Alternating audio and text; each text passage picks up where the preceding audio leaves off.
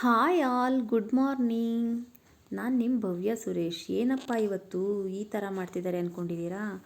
So ಇವತ್ತು ಆಫೀಸ್ಗೆ ಹೋಗಿ ಟಿಫನ್ ತಿನ್ನೋಷ್ಟರಲ್ಲೇ ನನ್ನ ಬ್ಯಾಗ್ದೊಂದು ಕತೆ ವ್ಯತ್ಯ ಆಗಿಬಿಟ್ಟಿತ್ತು. ಅಂದರೆ ನನ್ನ ಬ್ಯಾಗ್ ಜಿಪ್ ಇದೆಯಲ್ಲ, ಅದು ಲಾಕ್ ಮಾಡೋಕ್ಕೆ ಆಗ್ತಿರ್ಲಿಲ್ಲ. ಯಾಕೆ ಅಂದರೆ ಡೈಲಿ ರೆಗ್ಯುಲರಾಗಿ ಯೂಸ್ ಮಾಡ್ತಾನೆ ಇರ್ತೀನಿ. ನಂದು ತುಂಬ ಆಕ್ಸೆಸರೀಸು ಅಥವಾ ಎಲ್ಲನೂ ಆಲ್ಮೋಸ್ಟ್ ಅದರಲ್ಲೇ ಇಡೋದು. ಬ್ಯಾಗ್ ಎಷ್ಟು ನೆಸಸರಿ ಅಲ್ವಾ ಒಂದು ಆಫೀಸ್ಗೆ ಹೋಗ್ತೀವಿ ಅಂತ ಅಂದರೆ. ಸೊ ಅದನ್ನು ಬ್ಯಾಗ್ನ ನಾನು ಒಂದು ಟಿಕೆಟ್ನ ನಮ್ಮ ಕಂಪ್ನಿಯಲ್ಲಿ ರೈಸ್ ಮಾಡಿದ್ದೆ. ಸೊ ಅದನ್ನು ನಮ್ಮ ಲೀಡ್ ಅಪ್ರೂವ್ ಮಾಡಿದರು. ಇವತ್ತು ನನಗೆ ಒಂದು ನೋಟಿಫಿಕೇಷನ್ ಬಂದಿತ್ತು. ಬಂದ ತಕ್ಷಣ ನಿಮ್ಮ ಬ್ಯಾಗ್ನ ಕಲೆಕ್ಟ್ ಮಾಡ್ಕೊಳ್ಳಿ, ನಿಮ್ಮದು ಅಪ್ರೂವಲ್ ಆಗಿದೆ ಅಂತ ಅಂದ್ಬಿಟ್ಟು ಹೋಗಿದೆ. ಅಲ್ಲಿ ಹೋಗ್ಬಿಟ್ಟು ಕಲೆಕ್ಟ್ ಮಾಡಿಕೊಂಡು ಬ್ಯಾಗ್ ತೊಗೊಂಬಂದೆ.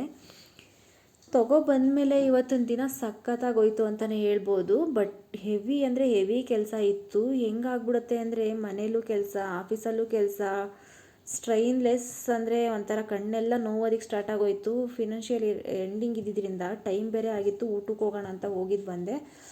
ಅಲ್ಲಿ ಲಂಚು, ರೈಸ್, ಸಾಂಬಾರು, ಚಪಾತಿ ಎಲ್ಲ ಇತ್ತು. ನನಗೇನಕ್ಕೋ ಇವತ್ತು ಸ್ವಲ್ಪ ಡಿಫ್ರೆಂಟಾಗಿರಲಿ. ಯಾಕೆ ಅಂತ ಅಂದರೆ ನಾನು Monday, Thursday, Saturday non veg ತಿಂದೇ ಇರೋದ್ರಿಂದ ಇವತ್ತು ಸ್ವಲ್ಪ ಬ್ರೆಡ್ ಆಮ್ಲೆಟ್ಟು, ಫ್ರೂಟ್ ಬೌಲು, ಒಂದು ದೋಸೆ ಇಷ್ಟೆಲ್ಲ ತಿಂತೀರಾ ಅಂತ ಅನ್ಕೊಬಿಡಿ. ಮಿಕ್ಸ್ಡ್ ಫ್ರೂಟ್ ಜ್ಯೂಸು ಇದೆಲ್ಲ ತೊಗೊಂಡೆ. ಸ್ವಲ್ಪ ವಿಟಮಿನ್ಸ್ ಇರಲಿ ಅಂತ ಅಂದ್ಬಿಟ್ಟು ನಾನು ಅವಾಗವಾಗ ಇದನ್ನು ಕ್ಯಾರಿ ಮಾಡ್ತಿರ್ತೀನಿ.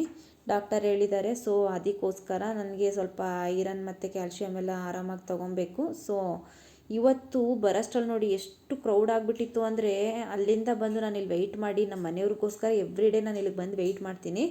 ಅವ್ರು ಫಸ್ಟ್ ಬಂದರೆ ಅವ್ರು ಬಂದು ನನಗೆ ವೆಯ್ಟ್ ಮಾಡ್ತಿರ್ತಾರೆ, ನಾನು ಬಂದರೆ ನಾನು ಅವ್ರಿಗೆ ವೆಯ್ಟ್ ಮಾಡ್ತಿರ್ತೀನಿ. ಇಬ್ಬರು ಇದೇ ಥರ ಟ್ರಾವೆಲ್ ಮಾಡಿಕೊಂಡು ಇಲ್ಲಿಂದ ಬರ್ತೀವಿ. ಸೊ ಮನೆಗೆ ಬರೋಷ್ಟ್ಲಂತೂ ಸಾಕಾಗೋಗಿತ್ತು. ಮನೆಗೆ ಬಂದು ಒಂದು ಕಡೆಗೆ ರೈಸ್ ಇಟ್ಟು, ಸದ್ಯ ನನ್ನ ಪುಣ್ಯಕ್ಕೆ ಸಾಂಬಾರಿತ್ತು. ಹಾಲು ಕಾಯಿಸೋದಕ್ಕೆ ಇಟ್ಬಿಟ್ಟು ಸಾಂಬಾರಿಗೆ ಇಟ್ಬಿಟ್ಟು ರೈಸ್ಗೆ ಇಟ್ಟೆ. ಇವತ್ತು ಆಗಲ್ಲ, ನೆಕ್ಸ್ಟ್ ಮುದ್ದೆ ಮಾಡೋಣ ಅಂತ ಅಂದ್ಬಿಟ್ಟು ಅಷ್ಟರಲ್ಲಿ ಬ್ಯಾಗ್ ಬೇರೆ ಆರ್ಗನೈಸ್ ಮಾಡ್ಕೊಬೇಕಿತ್ತಾ.